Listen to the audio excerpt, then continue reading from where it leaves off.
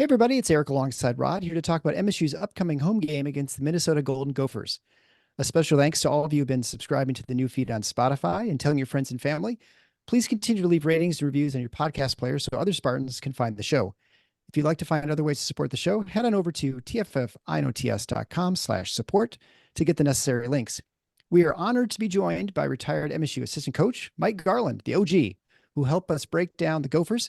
Coach, thanks so much for coming back on. Well, it's indeed a pleasure to be here again. It's always exciting to spend time with you guys talking basketball. We appreciate it a ton. Thanks for coming back on to the Final Four on the schedule. Well, let's talk about Minnesota. MSU is now on a win streak of 1 and is sitting at 2-4 in the conference at the back of the pack. Like Rutgers, this is a game that the Spartans need to secure and hopefully go on a little winning streak. Minnesota is the only team that Michigan State did not face last year after the game got canceled after the tragic shooting on campus back in February. And parenthetically, Rutgers is unwilling to adjust their schedule to accommodate rescheduling that game. The Gophers are 12-5 overall, 3-3 in the Big Ten, which means they've already eclipsed last season's conference win total. They're 92nd in KenPom and 97th in the net. On offense, they're 98th on offense and 90th on defense. So they're sort of a balanced team in that sense. On offense, they do two things very well. They're 12th in the nation from 2, and they're 64th in offensive rebounding. The struggles are via turnovers they rank 201st in turnover percentage. Free throws, they only shoot 67.6% at the line, and they don't get there very often either. And on threes, they're shooting 33.7%. On defense, they've been pretty good against twos, ranking 45th, and have a good shot block ranking at 71st. They're a mediocre defensive rebounding team at 145th, and they don't turn their opponents over very much, ranking 178th in turnovers created. They're also very mediocre against the three at 155th, but they do limit attempts, which many times we've talked about. That's sort of almost as important as your defense against the three in some respects. So number 11th in three-point attempts against as a percentage of overall shots from the floor. Opponents tend to make a lot of free throws against them, but Minnesota doesn't foul a whole lot. And pace-wise, this is a slow team. They're 203rd overall and 208th in length of offensive possession. Yeah, I think that this is very much a bounce back year for Ben Johnson. You know, I thought they were, especially considering what he was facing in his first year, I thought they were really competitive. They didn't have any depth. If you remember, they basically had a 6-man rotation and that was it. But he got about as much out of that team as I think was reasonably possible. And then last year they had to replace a lot of those guys because most of them were, fifth-year transfers that didn't have any more eligibility. And then on top of that, Jamison Battle, who was their best player, was hurt for a lot of last season. So even when he played, I don't think he was 100%. And they were really, really bad. They were one of, if you look at the analytics stuff and the record, frankly, at 2-17, yeah, they were one of the worst teams we've seen over the last decade, at least in the Big Ten. But this team's bounced back. As you said, they've already won one more game in the league than they did all of last season. And I'm going to guess they're going to continue to win at least a few games from here. So they're a lot better at both ends. I think the new guys that he's brought in seem to be fitting a little better, especially at the guards. I think their guard play is much better than it was last year. And so far it's added up. I mean, you look at where they're sitting in the net and their record, and they're still not very likely to be a tournament team by any means, but it definitely feels to me like it's a step in the right direction. They're back to kind of playing hard the way they did 2 years ago. I thought was really impressive about them. And so Ben Johnson's got to feel a lot better so far this season with what he's seen. Yeah, and I think, we talked about him initially when he was building the program we thought the right way, where he's recruiting Minneapolis, Minnesota kids. Yeah. And it's been a struggle sort of getting that going. And I guess that was a question for you, Coach Garland. You were there at the beginning with Tom. Although the program wasn't as bad shape as Minnesota was, after coming off Heathcote, you and Iz had to really kind of create a program and get the recruiting in state How did you sort of establish it? Because I feel like that's sort of what Ben Johnson's trying to do, and at least protecting Minneapolis and Minnesota, and not letting those players leave for other schools. Well, um, in defense of in defense of Ben a little bit, Minnesota has never really been a team that has been able to harvest great players out of its backyard. If you remember, Yeah. Khalil went to Connecticut, and just several guys. And when they've been good, um, the majority of those kids came out of other states, in particularly, like everybody else during that time, out of Michigan. And when Yep. our economy went backwards and people moved away from Michigan, we just don't have the players here to harvest from to have those great teams. I mean, Iowa, Iowa and Minnesota, they really made a killing here. But a lot of our, second and third tier high major Division I players were some very great players. And if you look at the history of those guys that left the state to play for those schools, the majority of them were NBA players. So that's tough. But going back to what we did, we right away said that if we can recruit our state, because as I said, the harvest was plenty, and get, even if Michigan got the first 5 top guys, those second tier guys, when we talking about a second tier, we weren't really talking about a lot of play there. And then in fact, a lot of those supposedly second tier guys became better players than the first tier. But we constantly talk about during our recruiting meetings about the 5-hour radius, Indiana, Chicago, Ohio, we stayed right here within a 5. And when you think about it, it's one of the greatest recruiting base that you can have, because there's great players. I mean, we had right down, 69 quarter, and we're in Anderson and Marion and all, Right.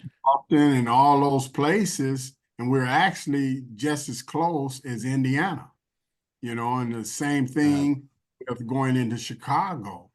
We're just at Gary, Indiana. We're just as close to those places than Purdue and Indiana to Gary and Chicago, and we're closer than Illinois than the University of Illinois is. So Michigan State, geographically, we're located in one of the better places you can be to build a college basketball program.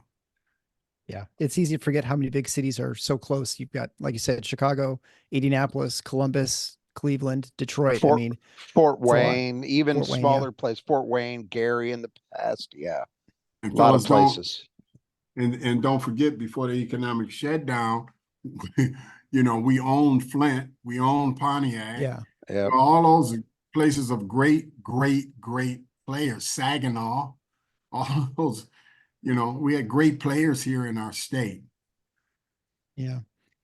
All right. Well, let's move on to the lineups for Minnesota, the Golden Gophers. And this is brought to you by the Brothers Suggest You Gutters, as Rod will tell us later, which player Michigan State needs to keep in the gutter for Minnesota. As a reminder, although it is snowing, you absolutely have to take care of the water problems on your house. You got to keep all that water away from your house so it doesn't get into your foundation, into your basement, or places you don't want it. So leaky gutters, downspouts, those sorts of problems. The Brothers Suggest You Gutters. The great thing about them is not glamorous, but that's all they do, just gutters. And so they do a very good job at it. And so listeners of the show get 10% off if they mention Final Four when they get their estimate. They'll come out in any weather, even probably in weather like today, even though it's like 10, 15 degrees out. They'll come out and they'll at least take care of things. They can repair, replace, and clean out those gutters. So begin with the starters. Elijah Hawkins, 5'11", junior transfer from Howard. He's averaging 8.1 points a game on 35, 33, and 76 shooting. But he's done a really nice job integrating to the Gopher offense and has a 3-to-1 assist to turnover ratio. Yeah, and 7.8 assists per game, which I think is second in the country. And Yeah. that's, yeah, to me, he's the best they've had at that position in several years. That's been a problem. It was a problem last year. It's been a problem in other years where they haven't really had good point guard play. And he's at least done that. He's done a really good job of getting them into their offense, creating for teammates. He's also leading the team in steals at 2 per game as well. So a really important addition for them, I think, in the transfer portal. And it's one of those things, he came from Howard. You don't always know how those guys that are transferring up to a Big Ten level are going to translate, but so far so good with him. Yeah, next will be Mike Mitchell. Oh, sorry. Go ahead, Coach. No, I was just going to say, I recognize, when I was going through their stats that, and I would agree, they have a true point guard, and it really helps when you have a pass first point guard, and he really does a tremendous job being at 3.1 assist to turnover ratio of taking care of that basketball. And that's why you see the scoring so leveled out. They have 4 of their 5 starters are in double figures, and I think the 6th man like right at 9.9 or 8 or something like that. But yeah. And that's one of the things we touch on sometimes here, Coach, is, people talk a lot about the assist to turnover ratio, but I would maintain there's a big difference between guys who might have a good ratio, but they're not really very dynamic. They get an occasional assist because they're swinging the ball on the perimeter. Hawkins is a guy much like Trey Holloman is, and it's what makes Trey Holloman's ratio so impressive. He's actually creating shots for teammates. Yes. That is a big difference. And sometimes you look at that and it can be misleading, where you have a point guard out there who's just managing the game, as opposed to one that is creating, easy baskets and great shots for his teammates. There's a big difference between the two. I would agree.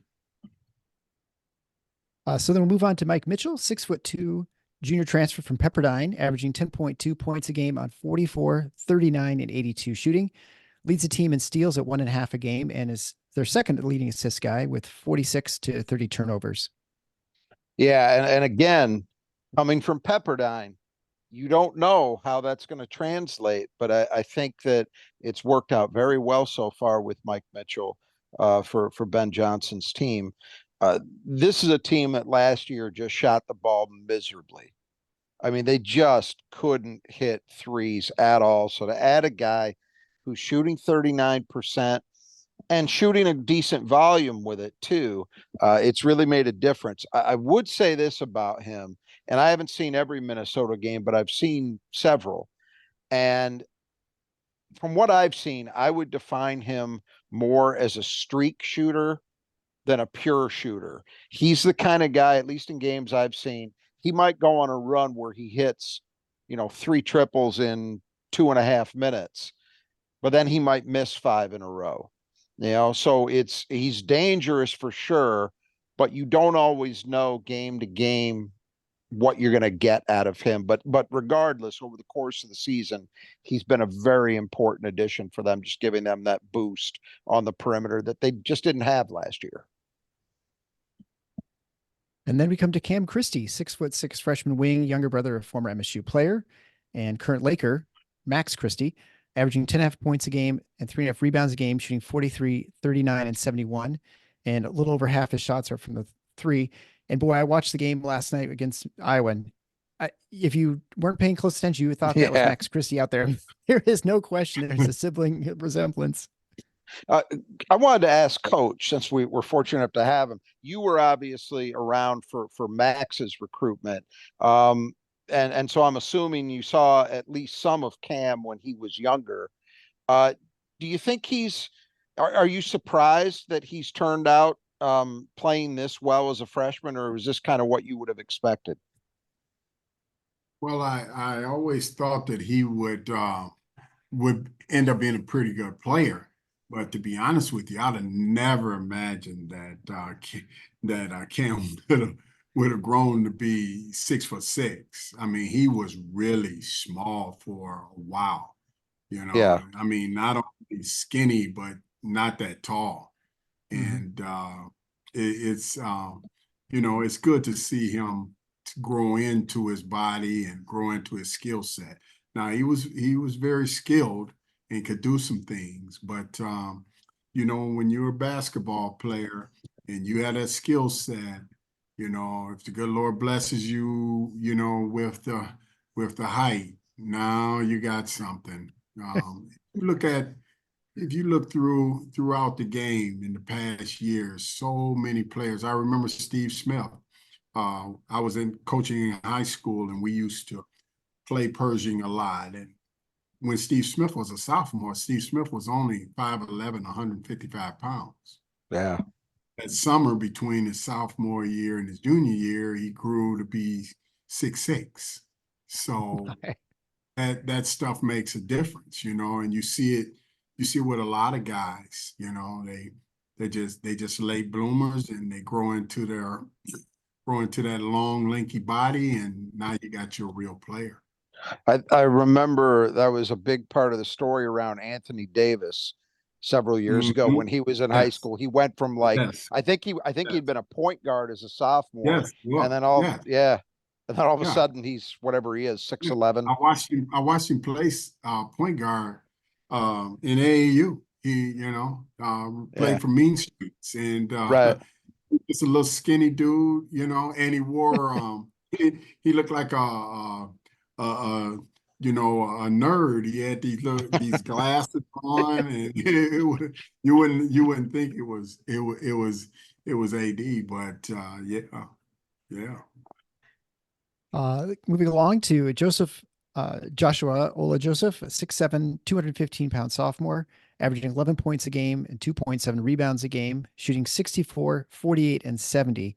Though that doesn't reflect a lot of three-point volume, about 1.5 a game. But he's obviously at 48% is pretty good. What are your thoughts on him, Coach?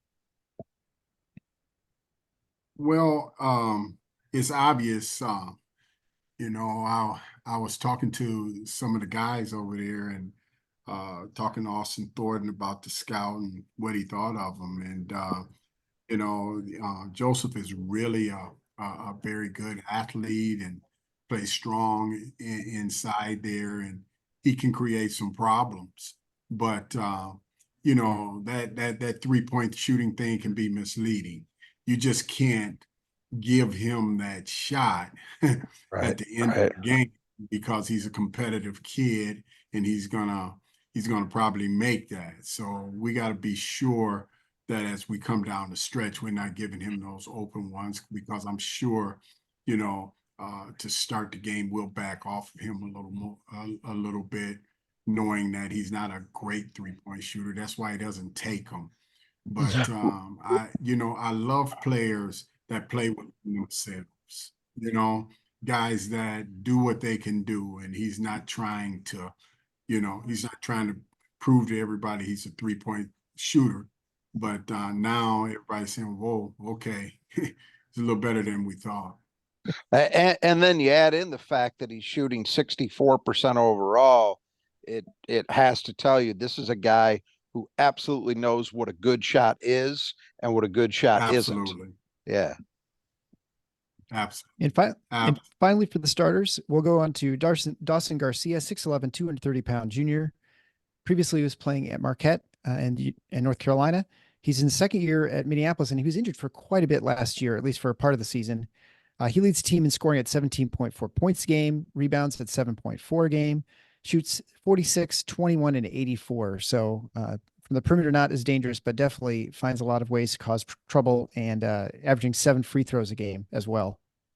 Yeah, he's the pick for a guy to keep in the gutter. He's clearly their top offensive player. He's their top rebounder. Occasionally, he'll give them some shot blocking on defense. The 3-point shooting has definitely fallen off this year. Last year he shot 35%. This year he's at 21. But the good thing, again, same thing we were just talking about. it's not like he takes a ton of them. So I think he takes slightly more than Ola Joseph does. I think he averages about 2 attempts per game, but that's not crazy because he is a guy who in the past has been able to hit them. But most of the damage gets done inside. A very experienced player. This is a guy who everybody thought when he came out of high school was going to be great. He was a McDonald's All-American, and it's kind of taken him a while to find himself at this kind of level where people's expectations were, I think. But he looks to have done it, and having him play this well is a big deal for them, obviously, to give them a guy who can go out and get you a lot of points any given night. I think last night in the loss against Iowa, I think he had 30. So definitely a capable scorer and a guy MSU is going to have to deal with. Yeah, I mean, I don't think the Yeah. Minnesota coaches probably watch our show, but what do you think Michigan State's strategy is going to be to try and hold him down, Coach? Well, obviously we've got to keep him off the block, and limit his touches. That's the biggest thing. They love to, as I understand it, they love to get him the ball and right at the free throw line, extend it and clear out that left side where he can drive left. He's gonna, even though he can go both ways. When it comes down to it, he really wants to score. Even though he's going right, he's going to come back left. So we got to make sure we get a good hand up on him. We got to make sure that we get a body on Dawson. I recruited Dawson when he was at Minnesota. I started recruiting him when he was a sophomore, and started going up there. And we had a pretty good relationship with him and his family and his coach, and we thought that we had a pretty good chance of getting Dawson. And what's remarkable about how he's playing now, the reason that the reason that North Carolina went all out to get him was because, he put on some 3-point shooting performances, during AAU and his high school career.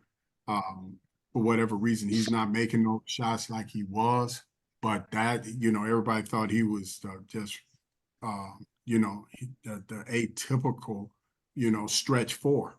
Yeah. And he could put it down a little bit, and he was tough. He still is tough. So, everybody fell in love with him. But yeah, we just we gotta keep him off of that, don't let him have those elbow ISOs because that's what he really wants, and those are hard to defend because you really don't get any help. You get that ball on the elbow, just like when you watch an NBA game, they get that ball to the high elbow to LeBron. You can't get no help there because how do you pinch in? You just can't. So unless there's totally non-shooters and nobody plays like that anymore. Yeah. Moving on to the reserves then, we'll start with Farrell Payne, 6'10", 250-pound sophomore, averaging a little under 10 points a game and 5.6 rebounds a game, shooting 67% from the floor, but or 36% from the free throw line. Yeah, and also right at about 2 shot blocks a game. He's playing about half the game, about 20 minutes. I really like him. I liked him last year when he was a freshman. He kind of came in not very heralded, but you could see right away, okay, this is a guy who's got, a lot of big kids that come into Big Ten programs. They never see the floor, or they rarely see the floor because everybody's trying to find that project who they can develop. And a lot of times they don't develop. He showed right away that he had the potential to be a high quality Big Ten player. And I think he's shown improvement again this year. Very big, strong guy, kind of tough to handle around the rim physically. And sometimes they don't seem to do it a ton, but sometimes they will play him in combination with Garcia. And that makes them very big if they've got those two guys out there at the same time. So something to think about in terms of how Michigan State will try to counter that. Well, what's Then interesting right now in good. the Big Ten, I'm sorry, but what's interesting in the Big Ten, they're playing him more minutes than they are playing Joseph at that 4 position. And as you said, they go big, and that can present some problems. You know, if you're if you can't match up to that, Yeah, and particularly if they start to really get on that offensive glass against you. Yeah, I was gonna yeah, say start to hit with the boards. Yeah. and that's one of the few things they do pretty well on offense is offensive rebound. I heard Coach Izzo's press conference today. He was talking about that, how the question was asked about how he's going to handle the rotation at the 5 for MSU with Jackson Kohler back now. And he was saying, you know, he knows it sounds like a cop out answer, but it's the truth that it really depends who you're matching up against in any given game. And that Minnesota was one of the teams that he talked about is, yeah, they can play with a lot of size. And so that's going to dictate playing time to some extent Right. because you got to try to find ways to counter it. Absolutely, absolutely. And people, um, you know, people don't, a lot of people, a lot of fans don't understand this about the game of basketball because they're so offensive minded when they watch the game. And that's what makes the game exciting. I would agree. But in reality, you are what you can guard. Yep. If you Yeah. can't, if you're a 3-point shooter and you can put the ball down and do all this stuff, but you can't guard your opponent's perimeter guy, you're not a perimeter player. And sometimes people, well, why isn't so-and-so on the floor? Well, why, well, yeah, So, to go along with what you just said, once they go big, that helps us. That helps us play our bigs as well. So, I like our chances in those matchups down low. I think you're going to also see a lot of Malik Hall on Darcy Garcia Yep. because Malik is a lot more mobile and he's strong as an ox, and he can create some havoc for Dawson. Yeah, it brings up a point on Malik. We'll get sidetracked for just a second because I wanted to ask you about this. When I've watched Malik recently, especially because everybody talks about the Northwestern game where he didn't score, but 4 of his last 5 games, he's been really, really good. Might be the best stretch he's played at MSU, in my opinion. Right. The thing that I really loved about him against Rutgers, and I wanted to get your take on this, I thought offensively, as much as I've ever seen him do it, when he was getting the ball on the block or down near the rim somewhere, I thought he went really strong in going up straight and not fading away. And sometimes I feel like, because he can hit a fadeaway jumper, that he's hit just enough of them to do it maybe more than is optimal. What do you think about that? And did you agree that it was the way he played against Rutgers is the way that you hope he does play going forward? Absolutely. And to speak to what you just said too about Malik, Malik has a world of talent. And it's really unfair to judge him based on what he did against Northwestern, because every time he touched the ball, they they doubled him, and Yep. then they Right. something choked hard where they just weren't going to let him score. So there comes a time in basketball that someone else has to make some plays and be able to take advantage of that, and we didn't do that in that particular game, and it ended up hurting Malik.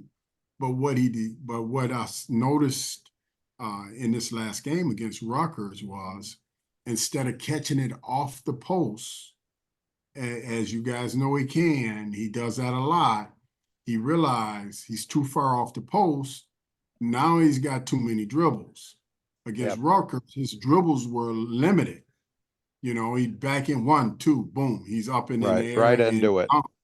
And the same thing with his turnaround. Now, instead of turning around, it starts turning around at 8 feet, and really by the time he releases it 15 to 17, he was getting it and turn around, and it becomes a 10, 12-foot shot. He's going to make those. So, he did a much better job in recent games of getting the ball closer to the lane, where he could limit his dribbles. I mean, he made a couple really beautiful moves, where he faced up, stepped through, one dribble up. I remember the one where he came across the middle, coming back, coming back to the middle on the right hand block, and just was right there. They tried to dig down, but it was too late. So, it's hard to trap a guy when he's in the lane. If you're Yep. coming, there's two ways most teams do it. Some people come right away. Some people come when you take your first dribble. And on him against Northwestern, they were just coming. They were just weren't going. They wanted to get it out of his hands. Yeah. Excuse me, because he, I think what that tells you is that they knew they couldn't stop him if he got the ball.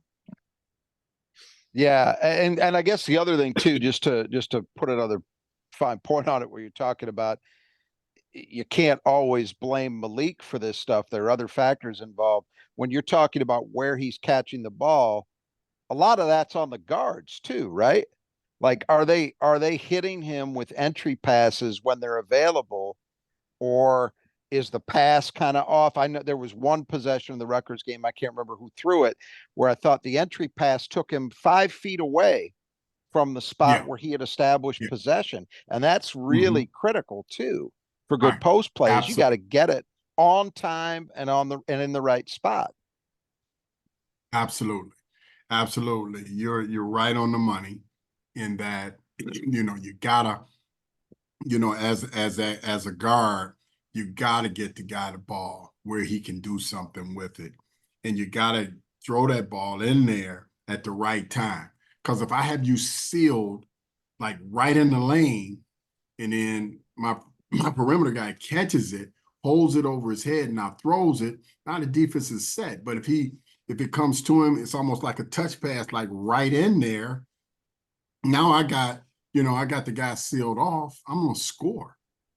So you're right, man. You can't, some of some of those perimeter passes on the post feeds, they can be questionable. Who's the best post entry passer that you coached at Michigan State, do you think? If you had to name one guy. Oh, there's no question it's Mateen Cleaves. Okay. I mean, that's what I would have thought. Mateen Cleaves, when you start talking about passing, Cassius was a great passer too, but Mateen Cleaves, if there's no Mateen Cleaves, there's no Morris Peterson. Because, I was going to speak to when you was talking about how bad Ben's team shot. Sometimes it's not the shooting, it's right. the passing. The passes are not passes. We constantly preach, get a guy a pass he can shoot. That means that ball, when it gets to him, is right in the shooting pocket. He can just go right up into his shot. A great passer takes a great shooter into his shot. He takes him into it. He doesn't have to gather it. Where he's putting the ball, it takes him right into his shot. And when you have guys, your guards can't really do that. They're throwing it to his shoulder, and he's got to put it back in place, or down too low or too high, or even a matter of touch sometimes. Zinging it where the guy doesn't have a feel to the ball. All those things have an effect on shooting. And, again, I don't think a lot of people, they watch the game, but they don't understand that aspect of it. Sure. So moving on to reserves with Braden Carrington, 6'4" sophomore wing, averaging 5.6 points a game on 38, 17, and 72 shooting. So he also pulls down 4.5 rebounds a game in 23 minutes. And he's a Minnesota kid, so that's an example of, I think I heard that 7 of his scholarship players are from the state. So I Mm. think Ben Johnson is trying to do what we Mm. were talking about earlier. And Carrington would be one of those guys. Obviously, the deep shot is not falling for him at 17%, but 4.5 rebounds a game from the wing is not Right. bad. You'll take that. So he is Right. finding ways to contribute. Absolutely. Parker Absolutely. Fox. Parker Fox is healthy after missing a couple seasons due to injury. He's averaging 3.4 points a game and 2.5 rebounds a game in 11 minutes, shooting 67% from the floor and 50% from the line. Yeah, and he's I think the victory here, and for the next guy we're going to talk about too, is just that he's on the floor. I mean, you missed 2 straight seasons Yeah. with injuries. That is remarkably tough. And I would think it probably says something about his mental toughness that he's even back playing at all. And it's kind of it's a neat story. You know, he was a very, very good player at the D2 level in Minnesota. I think the school's called Central State. I don't recall off the top of my head, but he was very, very good there. And when they got him 2 years ago, they thought he would actually have a chance to really be productive. And then the injuries hit. And then they hit again last year. He's not playing a ton, but you know, anytime you can have a guy with a little bit of size and some experience who knows how to play, and it seems like he does, that's a benefit for, as we were talking about earlier, just lengthening their rotation so they can rest guys a little bit more than Ben Johnson was able to the 2 previous seasons. Yeah. And finally, Isaiah Innen, a 6'9" junior, who also missed last 2 seasons due to injury, averaging 5.2 points a game and 2.8 rebounds a game in 16 minutes, shooting 46, 38, and 58. Yeah, and again, missing 2 straight years, the perseverance alone, you gotta be impressed with. And so it's a victory of a sort, just that he's back out there playing. The fact that he's that size at 6'9", he's able to shoot as well as he does. I remember them talk, and I want to say, I think he played his first year at least under Richard Pitino. So I believe he was one of the few holdovers that they had when Pitino was fired. But I remember them being really enthusiastic about him because they thought, all right, this guy is a really big wing. He's 6'9", but he can actually shoot it. He's a good athlete. And so good for him that he's at least been able to keep that shot in line and is giving them some production from out there. And 16 minutes a game, he's actually giving them a decent amount of minutes to, again, help lengthen that rotation, keep guys fresh, and yet still be giving them some production when he is out there. All right, we'll move on to the Squeegee Squad of Grand Rapids. They sponsor our next section, which is the Clean the Glass. And so which player best cleans the glass best for Michigan State? As you may know, Squeegee Squad of Grand Rapids covers the entire Metro Grand Rapids area. They clean your windows, but it's not just residential. They also do commercial, high rise, whatever you need done. They also do power washing. They were scheduled to come out today, but it turns out if it's 10 degrees, they can't wash windows because you just have ice in your windows. So they're going to come back next week. Fortunately, we live in Michigan. It's usually not this cold. So they'll come back later. And I'll give you guys a firsthand account of how they do. I'm very excited. They're going to clean out the screens. They're going to clean the windowsills. I'm probably for the first time going to actually see clearly outside. And then although right now I'm in Grand Rapids, coach. So I'm seeing about 1.5 feet of snow outside my window right now. So we got a ton of snow. I know it was in East Lansing a couple days ago, and I think you guys got a couple inches, but we got a ton here. So anyway, right now, as it stands, I'm up 3-1 on Rod. So, Coach, since you're our guest, you get to pick first which Michigan State player you think is going to clean the glass the best against the Gophers. Oh boy, I have to go with Mighty Sissoko. I mean, that's a safe bet. He's been the popular choice. I'm sure he's won this. I'm sure he's won this award several times. I think it's every time since we've been doing it, and he's always the first pick. Okay. Except last time you picked him, and then it was Cooper who had, I think, one more at the Northwestern. So Okay. I pulled off. That's how I got the 3-0 lead. What's your pick, Rod? I'll go with Malik Hall. he's bound to win at one of these times. He's like one He's off. been close. He's been very close. Had he just scrapped a little harder with Jaden Akins the last game, they would have at least tied Marty, but he let Akins get that rebound. So I guess I'll go with Cooper just because I'll just stick with him. Rebounding is obviously important. Minnesota's really good from the offensive side, not very good defensively. How is it that a team can be really good offensive rebounding versus defensive rebounding and vice versa? I mean, how does that, is it just a strategy? You're worried about floor balance, or how does that actually happen?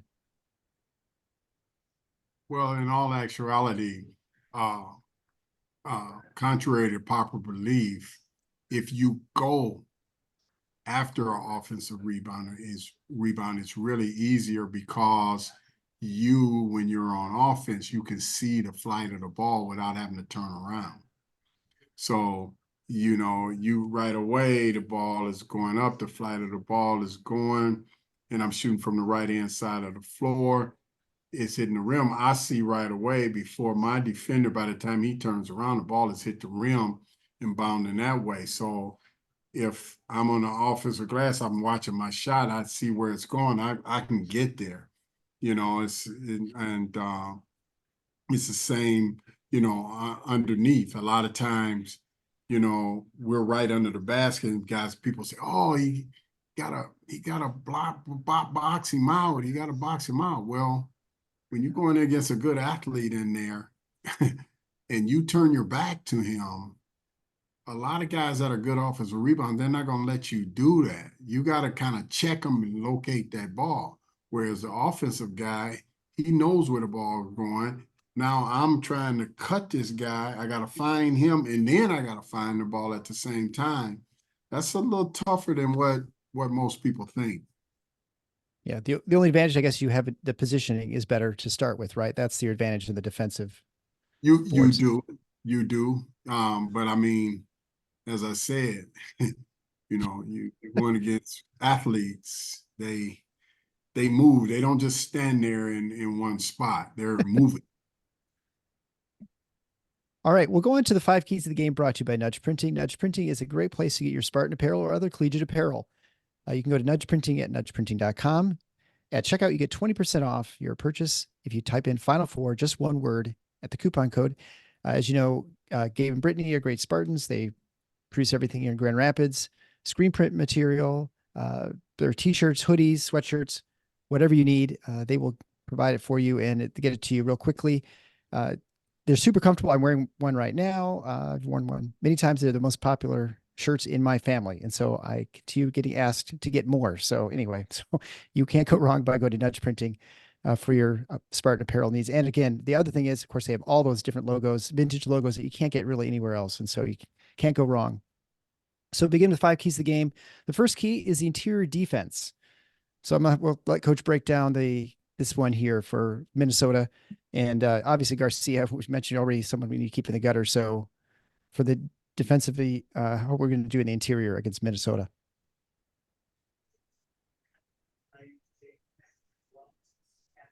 You want me to comment on that? Yeah, if you could just go into interior I defense. I didn't realize. That's okay. No, I think it's very important that we play great interior defense, but more so than that, we've got to get those guys off the block and not let them, get their feet in the lane. That's where the danger becomes, and we got to keep them, and we got to keep them from getting to the foul line because of how they play. They really wanna get in there and mix it up. And now you're out of position, and now you're trying to, get to the ball, and you're coming over their backs and all kinds of stuff just because of their activity. But we're pretty active inside, and I think the size will help our bigger guys, better matchup for them. But, interior defense is just about toughness and, just being determined not to let the guy get position. And the best interior defensive players, they just don't let you touch it. They just don't. Yeah. In the past, when we had Andre Hudson and Antonio Smith, those guys, you weren't touching that ball, man. you just weren't. They weren't going to let you.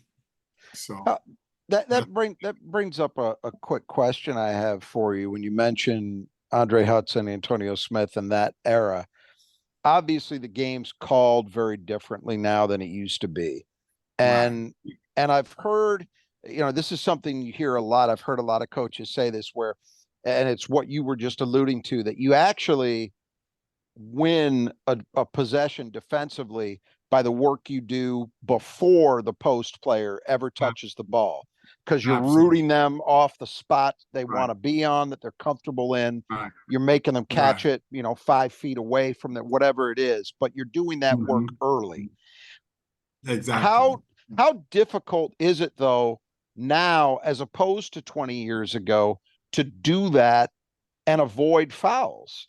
How did you guys change, without going into tremendous detail, but how did you change the way that you taught that? Because I have to believe there have been changes over that time. Well, back in those days, we just knocked people down. You guys, right? Exactly. Yeah. And I loved it. I loved it. The game was played in in such a much more physical atmosphere that, but today, it's hard to do that. And one of the things, they'll give you a chuck, but you got to keep your arm in. And then, the big thing is when you say do your work early, I've got to beat that postman down the court. And then I've got to start to work him off the post by the time he gets to the top of the key. And really, you like to say, hey, you're still good if the guy gets to the free throw line, but if he gets to the free throw line, he can spin and then repost you, and they can, reverse the ball or swing it, and then now he has you sealed and you're on his back. But you gotta meet that guy early, man. That's the biggest thing about keeping guys out of the post. If he's on the left block trying to go right, you got to go there and meet him, get your hands up where the referees can see him, and put your chest, you got to put your chest right into his shoulder where he can't come across and just show your hands. But it's tough because, I was watching the Rutgers game the other night, and I forget who it was. I just hate to call when the guy is backing a guy in, he's backing a guy in, and the minute the guy gets a little physical, the ref calls it. That's not Right. basketball.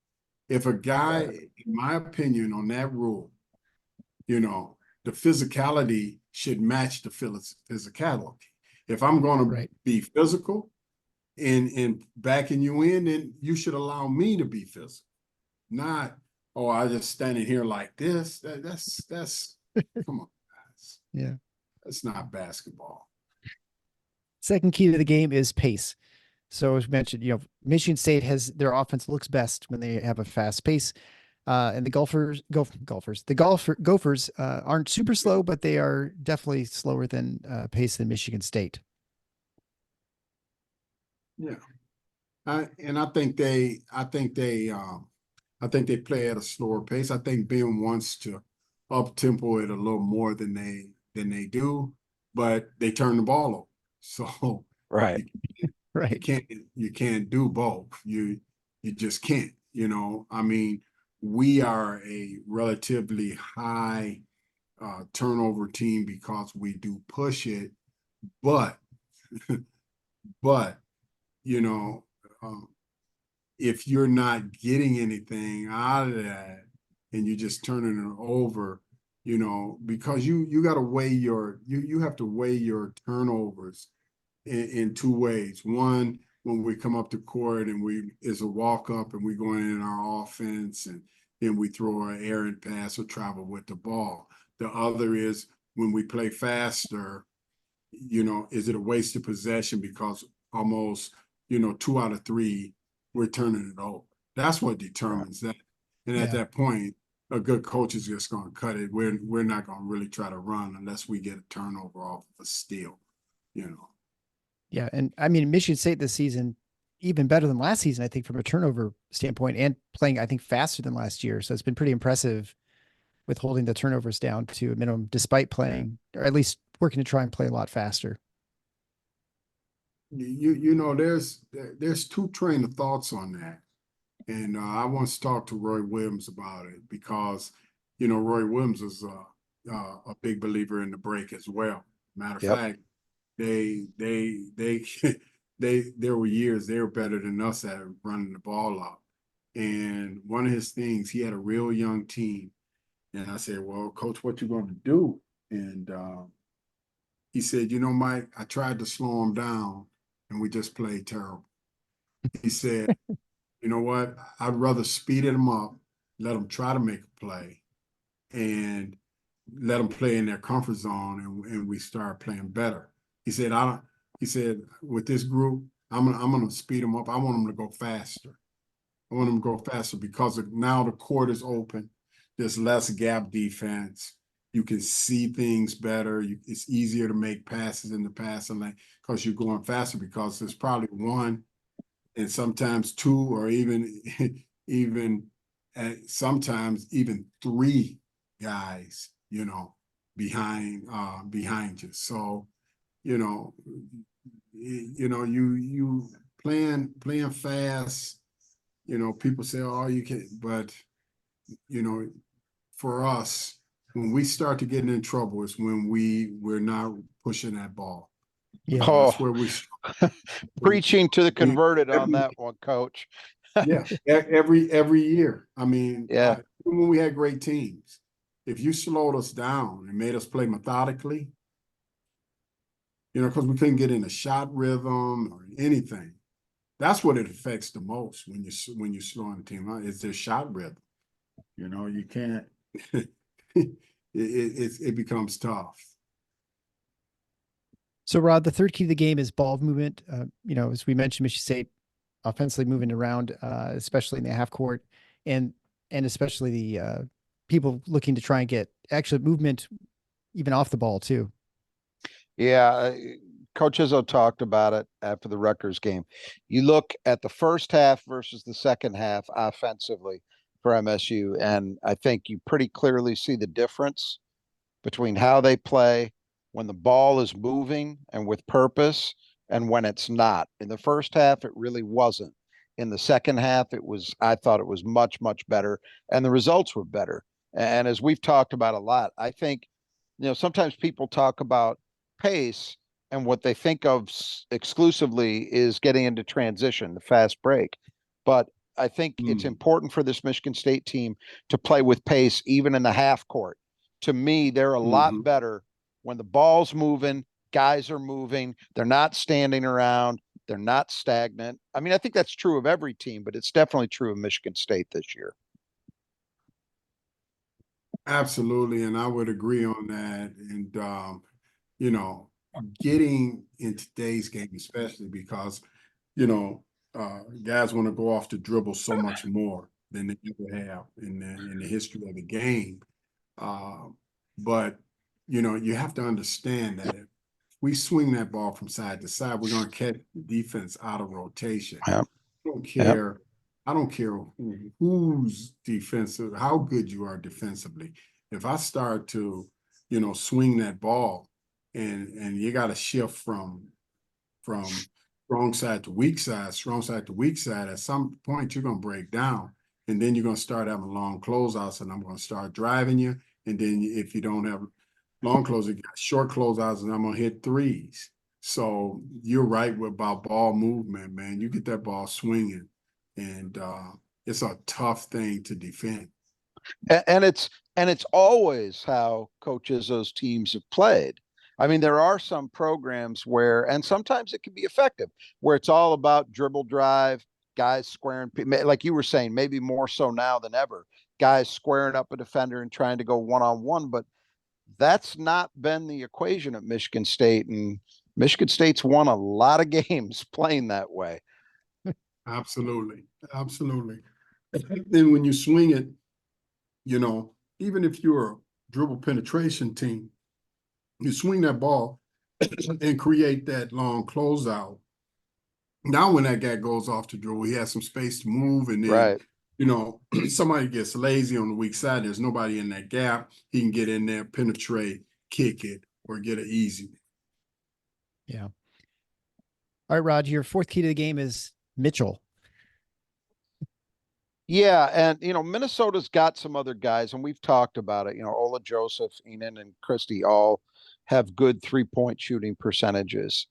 But when I've watched them, to me, the guy who worries me the most is Mitchell, because he's got a quick release, and so he can basically get a shot off a little easier maybe than anybody else. And he's also the kind of player, as I said earlier, at least when I've watched him, he's kind of feast or famine. And those guys always, as a viewer, as a fan, they always kind of terrify me, because you think, oh boy, maybe he gets on a roll. And especially if Michigan State lets him get some good early looks early, where they're not closing out on him well, then his confidence maybe starts to get going, and then you've got a real problem. So he's the guy who worries me the most in that perimeter group for sure. And I think they've got to be consistent in terms of how they deal with him. And the final key to the game, we'll toss this over to coach, is matching their energy. So Minnesota is definitely been improved. And so, these are D1 schools at Power 5 conference schools, right? So you can't show up with little energy and expect to win. Well, first and foremost, to win a game in the Big Ten, you have to bring energy. If you don't bring energy, you won't win. I don't care if you have 5 NBA All-Stars on your team. You're not winning the Big Ten without energy. It's just, it is a must. That's the first and foremost. Your team has to play hard, because everybody plays hard. Everybody plays hard. It is a tough, tough conference. People can say whatever they want. I just know from being in the business and hearing guys talk, you guys wouldn't believe some of the frontline coaches, and I won't mention no names, that were afraid to take open jobs in the Big Ten, because you can't count games in the Big Ten. In other conferences, you can count games, but I'm talking about some big Hall of Famer type guys would not take a job in the Big Ten. That's how hard it is to win. The media can say whatever they want and all that stuff. No, it's the best conference. Well, one of the other special things about having you on the show is, you just released a book that you'd written, and I'm holding it up for those of us watching on YouTube. So if you're not subscribed to YouTube, you can certainly head on to our channel at TFFI on TS. It's called Agoge, Spartan School of High Performance Maximum Execution Training. And I think I'll let Rod, why don't you kind of ask your first question about the book? Well, before I get into the questions, I just want to make a comment. I'm going to try to, because I read this book over the weekend, and I thought it was great. I really enjoyed it. And I want to say this to our listeners. A lot of people like us that are deep Michigan State fans, and I'm old enough that I go back a ways. I know a lot of inside stories about the Judd Heathcote era, because books have been written about it. Judd wrote a book. Lynn Henning wrote books. Greg Kelser wrote a book. So those stories that weren't out there at the time things were going on, or you just get a deeper idea, like, well, what was that team meeting like in 1979 after they lost to Northwestern to fall to 4-4 in the Big Ten, and their season turned around from there and they ended up winning the national championship. We know some details of those stories. We don't have a lot of that yet about the Tom Izzo era, because the books haven't been written until this one. And I really, and we'll talk to Coach obviously about what the overriding theme is behind this book, because it has a very clear one.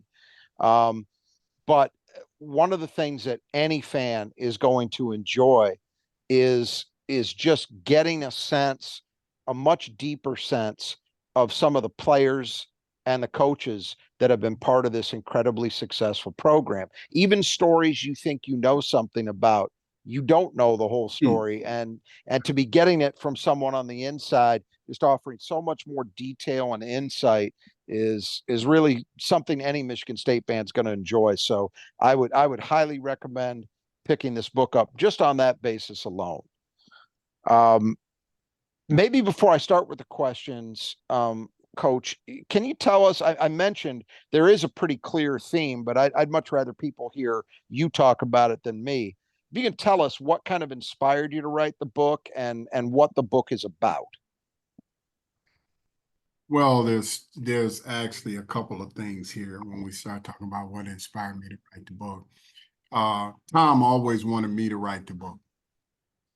He wanted me to write the book, and and you read it all the way through, there's quite a deal about him and about his life and about who he really, about who he really is. You know, some people think they know. You know, I was on Jack Ebling's show about 3 weeks ago, and you know, he was telling his audience that he said, you know, I'm just letting you guys know that, you know, I was beat writer for the Spartans for many, many years, and I thought I knew until I read the book. I thought I knew inside things until I read the book. And I really appreciate you telling our audience about that. And as you know, I use those analogies of basketball to teach life lessons and you know, concepts to help, you know, not only just young kids, but anybody, a college guy, a pro guy, anybody, you know, to help them. They can apply those fundamental skills of the game if they think about them in terms of a life skill. And that's what it was all about. And then I use those stories to give you a clearer picture of what I was talking about. And you know, Tom, you know, as I said, Tom always said, hey, Mike, you know, if there's going to be a book, you know, many people approached him about a book, but he said, I want you to write the book. So I had inspiration to write the book for that reason, but also, you know, I wanted to write it to help young men. You know, I'm sure you guys, and you know, you've been around, and you've been around athletics a lot, and in particularly when you see like a lot of high school guys that were pretty good high school players, whether it's basketball, football, baseball, whatever they did, you know, they could do things under pressure. They can make those pressure free throws. You know, if they're the quarterback, you know, they could come up with the play, you know, when things fell apart. But yet, when it comes to applying those same type of things to the game of life, they just seem to get lost and don't understand that, you know what you've been taught by your coaches over the years are a great template for success no matter what you decide to do. That's why, you know, Fortune 500 companies want Tom Izzo to come in and talk, or Bill Belichick. You know, there's a reason for that. And it's tough because, you know, what a lot of people people do realize this, but a lot of CEOs and big time business people realize, man, this guy is doing it and he's having success, and those players are having success out there with someone actually trying to stop them physically from doing what they're doing. When I'm taking a test, you know, I always say this to some professors who, you know, they get all upset about what coaches get paid money and this and that. First of all, when your students fail, there's no pressure on you. Right. If our guys fail, we get fired. Right. You know, there's no, you know, there's no, hey, you know, oh, that's okay. No, it's not okay. Our guys have to succeed. So we can't afford to not, you know, get deeply involved with our kids and make sure they understand and we have to teach them how to be successful at what they are doing. But, you know, but you know, guys, from the perspective of being a coach, whether it's in college or pros or even in high school, they are taught those fundamental skills. And so many times, you know, I tried to be a little different, Rod, in that I don't know, I've read a lot of sports books.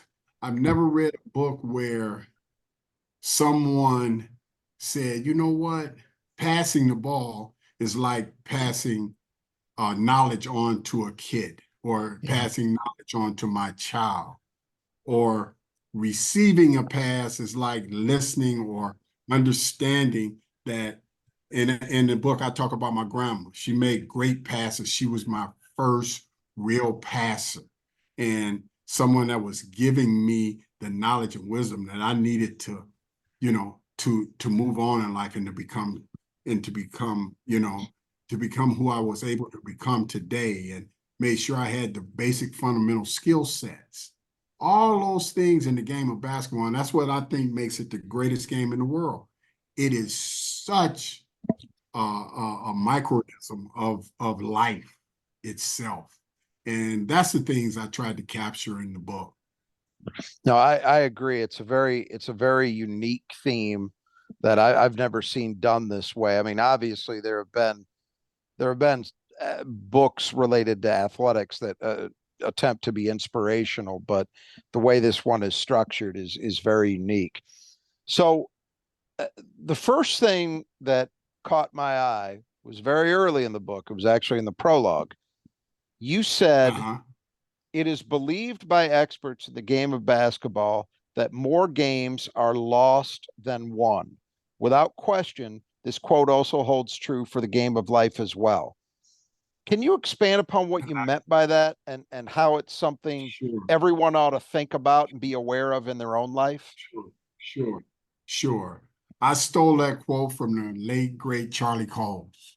Long-time coach I at remember him, sure. High School. Yeah. Great coach at Central Michigan. Retired and finished his career down in Miami of Ohio.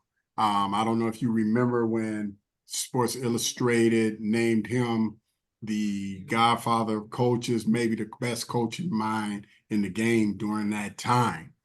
And he always said, you know, we don't normally get beat. What that means by we don't normally get beat, we normally beat ourselves. So we lost the game. Very rarely does a team win the game. The other team loses the game, because there is a set game plan. And if those kids or those pros or players, if they follow the game plan and execute what they're supposed to do, they're going to win. But for the most part, that's why, you know, as you guys, it was interesting as we were going through the podcast talking about Minnesota, we're starting to point out where their weaknesses were and the numbers to those weaknesses. You see, so that tells you why they've been losing games. Like it was interesting. I was surprised you guys didn't really bring this up. We're shooting the ball from the three pretty good. Oh yeah, we talk about it a lot, Coach. But we're losing games, and one of the reasons. But see, one of the reasons we're losing games too is because, yeah, we're shooting those outside shots, but now we don't get to the line like we should. Right. You see what I'm saying? So, absolutely. You know, if the differential made up. Now, if we were the old Spartans with an offensive rebounding team, now we miss those shots. Now we get some putbacks and we get some foul shots with that. And we put the team in a bad position. So one thing leads to another. And again, going back to your point, you know, more games are lost than won. You know, we're not, we're in the ones that we're losing those games. And that's why Tom is so upset. That's why coaches get so upset. They can swallow a win. I'll give you a great example. When we lost to Middle Tennessee State, we didn't lose that game. They beat us. You guys know that. They shot almost 70% for the game. Crazy. Over 60. There was not, and we were guarding. We were a heck of a defensive team. They were just making everything. That's what happens in the game. So, we got beat, and you can live with that. You really can. But had we not been out there with a hand up and just giving up wide open threes, then we lost the game. So, people do the same thing in life. I have a dream job. I want to show up to the dream job, and I got the opportunity of a lifetime. But I go in to my interview unprepared. And then I'm wondering, well, why didn't I get the job? Well, I blew my opportunity to get the job because I wasn't prepared. So I lost the job. It wasn't that, they didn't want me. I lost the job. And I think a lot of life is like that. I just see it all the time. But that's what I hope that I gave you a little bit clearer understanding of what I mean by that. But it's Charlie Coles. Many a times I spent time with him talking about that particular philosophy of the game of basketball and the game of life. Yeah. Oh, that's great. Yeah, there's so many parallels that go along, and so many things that happen in life that are not sports related. And I think that is a great example that you open talking about Cassius Winston and what the tragedy everyone remembers when his brother committed suicide, and what that did to him, but also the team and sort of how people react to it and to reacting to grief. And young adults, they've may or may not have ever experienced this, right, with losing someone close to them. And so you have to navigate all these emotions and, try and also do your job, which is to win basketball games. And, the schedule just keeps going, whether you're ready for it or not. Right. So, how does, what does it say about Cassius and sort of how he got through things? I mean, it's a fascinating story because we sort of on the outside, what happens, but you don't really know what happens, right? This to Rod's point that we just don't really know the details. Right. Well, I talk about in there when he came out of the game in the first half, we had to take him out. He's just, everybody knew, and the fans, you guys were great, Cassius, during that time. And the fact that he, showed up to play that day was just remarkable. But he told me I need to play, and I never will forget when we took him out in the first half. He came and he was crying, and he sat by me and he said, "Hey, OG, it's like I'm in a out of body experience." He said, "Never in my life have I, tried to dribble a ball or pass the ball. It's hard for me to play without a feel. I can't feel the ball. I can't." He says, it's like I'm out of control. It's just like I'm out of my body. And I remember that. I remember Binghamton starting to give us a game and positioning themselves to win. And whatever he did, to pull himself back together, he did it. And if I'm not mistaken, I think he ended that game with 24 points and 10 assists. And you're like, wow, how do you do it? I will tell you, Mateen Cleaves, very, very mentally tough. Very mentally tough. And you guys know we've had some mentally tough guys. But the number one to me is Cassius Winston because of his size, not really athletic guy. And to see him overcome that tragedy And if you remember, we got behind in the league. And because of him, we came back and won the league. Right. Yeah. And we're playing as well as Tremendous. anybody in the country at the end of the Absolutely. season. Absolutely. It's funny. I talked to a lot of Spartan fans. They said COVID got our national championship. Yeah. And it probably did. It probably Yeah. did. Yeah. We were Yeah. on a mission. We were on a mission. I'm glad to hear you say that about him and his toughness, because I think that when I think most fans think about Cassius, they think about just the great skill and the high level basketball IQ, all those things that go along with it. But as you said, to go through, and the book makes very evident when you read this and you read Coach Garland's account of what that period was like for him and for the team, to see how he came through it. You have to be so incredibly tough mentally and psychologically and spiritually, I think, to get through Right. that and come out the other side. Absolutely. So I want to turn to another great point guard that we've talked about a few times this evening. That's Mateen Cleaves, because you also wrote a section. You write a section on a lot of guys people should know, but there's one Right. on Mateen as well. And you discuss the back injury that he had when he was actually his senior year of high school, and then he was dealing with it throughout his freshman year at Michigan State, and just the tremendous obstacle that was in his even being able to be on the floor, forget being a good player, Absolutely. just being able to Absolutely. play. And I wanted to get your view on this, because this is something I've deeply believed. I saw him for the first time with my own eyes in the state championship game when he was a junior at Flint Northern. Right. And I could not believe that. So, if people, of course, remember this, I'm sure all our listeners do. I mean, Mateen was built like a fullback. And to see somebody who was that put together physically play with that kind of explosive athleticism, like I'm pretty sure my mind's not deceiving me, but I recall Flint Northern running high feed lobs where he wasn't the passer, he was the recipient. He was He's the guy going up. Yeah. Yes. And Yes.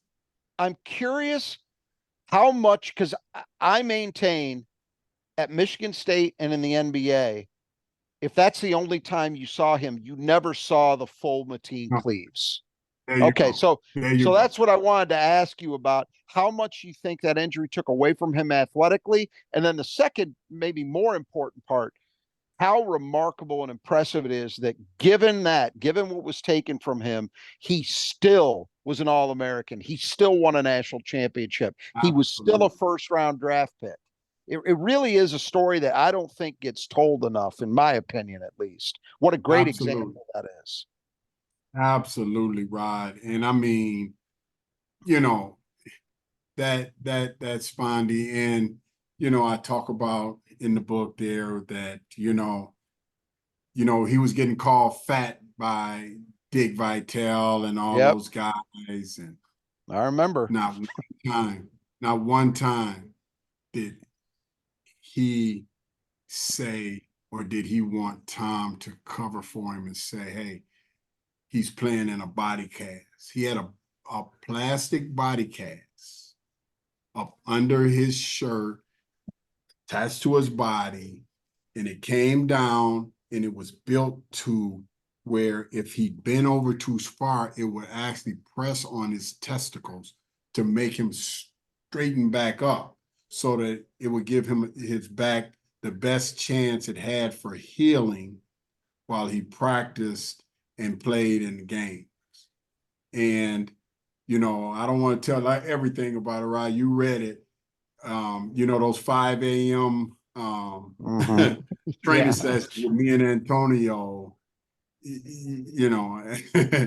I mean, we stuck our necks out on the line for one another. And, man, it was big time. But the courage to overcome all of that. And then still, as you said, nobody realized Michigan State, the majority of people, you saw him in high school. never got to see the real Mateen Cleaves. You Yep. know, same thing with Kelvin Torbert. A lot of Yep. people never got to see the real Kelvin Torbert. If you saw him in high school, you're like, wow, you know, the guy could have went straight into the pros, but nobody knew he had a floating bone in his ankle and couldn't jump like Kelvin Torbert used to, play like he did. Injuries to an athlete are like, I don't want to say it's cancer, but man, it takes a lot away from him. And man, I'm glad you brought that up about Mateen. I mean, it is a story that's not talked about enough. And, part of that is the reason I wrote the book too, because nobody, just a regular writer or author, they're not going to know that kind of thing. Right. And I was there firsthand. And Yeah. just the courage, though. Think about this. He actually should have set out, and he was going to set out. Tom and his parents wanted him to set out. And, I talk about the basic fundamentals of the dribble and how you got to keep your dribble out ahead of you, Right. to Right. get around opposition. And he kept, the dribble of his dream, he kept it out in front of him. And the opposition was his parents and Tom, and he had to get around them, and that's what he did. Yeah, yeah, absolutely. I always tell people, I don't know how you feel about this comparison, but for people who weren't lucky enough to see him in high school, the only guy I've seen that really reminded me of him completely then was Baron Davis, when Baron Davis was at Yep. his best. Kind of a similar Yep. build, and so Great, people saw great. Baron Davis, they know, like, Right. wow, that guy gets up. Right. He is Right. an athlete. Right. That was Mateen Cleaves. That's who Right. he Right. was. Great comparison. Great comparison. Yep, Baron. That's a great comparison. Well, the last question I had for you, and again, I want to emphasize, we're just scratching the surface on all the stories and the lessons that are included in this book. So I highly recommend it to all of our listeners. But this to me was it wasn't one story you told, but it was maybe what I gleaned from all of them collectively. One thing that I think comes across in the book to me, without question, is the deep affection and love that you and Tom Izzo and all the other assistants who were part of the staff over the years have for the players you've coached. And in the book, you talk a lot about the various struggles that all these guys that everybody knows, Cassius, Mateen, Draymond, Adrian Payne, and so many others went through, and the joy that you guys got to see them come through the other side, to see them mature into adults. And in some instances, they go on to have great pro careers. And in others, like Matt Ishbia, they go on to take over the world.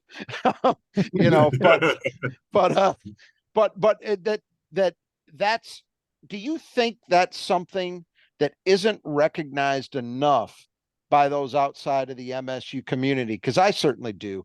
I think about some of these incidents, like where, in an NCAA tournament game, Aaron Henry or Gabe Brown get yelled at by coach. Yeah. And right. And people don't, it seems to me that people don't understand that this is really what it's about. It's about you guys maybe applying tough love, but love. And if that's the case, do you think that that's right there among the most important reasons that the program has been as successful as it's been? Well, there's no doubt about it. It's the culture. And that culture is actually, all that culture is built on love. Tough love, but it's love. And it's, it's the right kind of love, and tremendous leadership by Tom. And and without it, what we have accomplished over those years, it could never have been done. One of the mistakes, I don't want to say it's a mistake, and I do want to say it's a mistake. I don't think I put enough in the book about the connection between the parents and the program, and about Frances Cleves and how she helped us to build that total culture that's truly family. You know, at Michigan State, when we say family, we really mean family. Every program in America preaches family, but they're not. They're not. I mean, come on.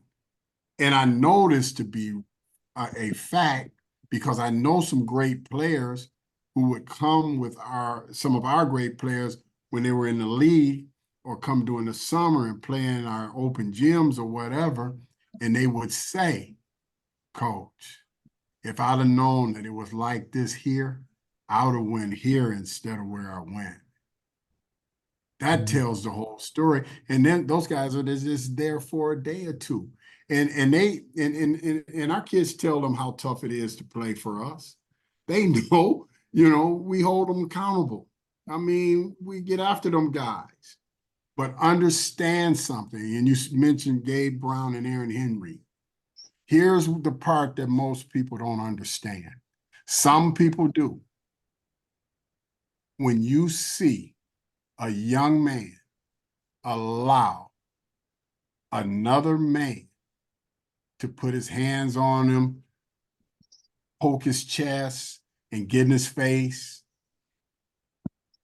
that relationship and that license to be able to do that has been established long before that incident ever happened. Right. It's a really good point. Those come from that 3 o'clock meeting, 3 o'clock a.m. meeting with a guy where Tom would sit in that office with him till daybreak. And that kid's in tears because he ain't playing well. And Tom says, I'm not giving up on you. I'm yelling at you. And he yells at those guys, and he gets after guys, and he gets after his staff because he wants them to be able he wants us all, I'm gonna put it that way. He wants us all to enjoy the same success that he's been able to have. And nothing hurts him more than to see when he has a kid with great potential that really didn't get to where he thought he could go. That's what Michigan State is all about. That is what it's all about. It's about the brotherhood and the connections. And I mean, look, here's what's crazy.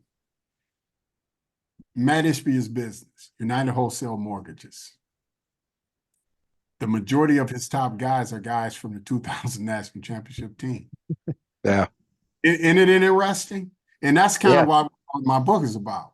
And if you ever read Matt's book, he built, and he tells people this all the time, he built United Wholesale Mortgages, the company, and when he took it over, it was like 312 out of 312. He didn't know a thing about mortgages, but he did know about establishing a culture where people pull for one another, pull together, and it was about doing what was best for the team, irregardless of what my thoughts or what I wanted to do. And I know that if I do my job, that, you know what, Eric's going to have success. And if Eric has success, Rod, you're going to have success. Right. And then we all eat, and then we all enjoy, the fruits of our labor. But when it's the other way around, nope. How many times have you seen guys, and kids don't understand this? I say this a lot of times when I speak to kids in camps or wherever. One of the most interesting things about the draft is this.